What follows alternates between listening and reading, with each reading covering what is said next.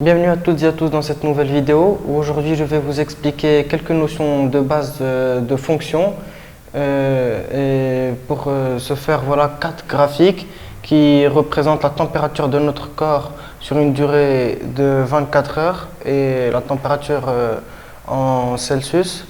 Et nous allons voir lequel de ces 4 graphiques est juste et lequel de ces 4 graphiques représente réellement ou bien peut réellement représenter une fonction sans qu'il y ait d'erreur. Tout d'abord, on a le graphique numéro 1. Le graphique numéro 1, on peut voir que sur la durée de 24 heures, si on vient environ le milieu, on voit qu'il y a plusieurs valeurs attribuées à la même abscisse. Alors c'est impossible d'avoir plusieurs valeurs à la même abscisse, ceci n'est pas une fonction, parce que c'est tout simplement pas cohérent. Sur le graphique numéro 2, jusque-là, on pourrait dire que c'est possible, sauf qu'on a le même problème que dans le graphique 1, on a plusieurs valeurs associées à la même abscisse, alors il est impossible.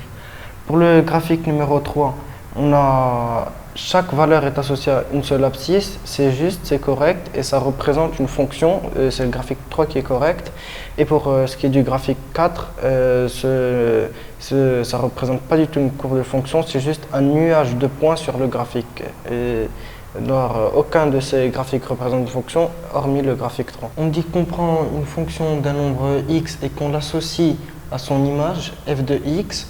On passe alors d'un intervalle i à un intervalle j, et x est la variable. Ici, la variable c'est entre 0 et 24. Après, on exprime ici f de x en fonction de x, c'est-à-dire qu'on va exprimer le temps en fonction de la température.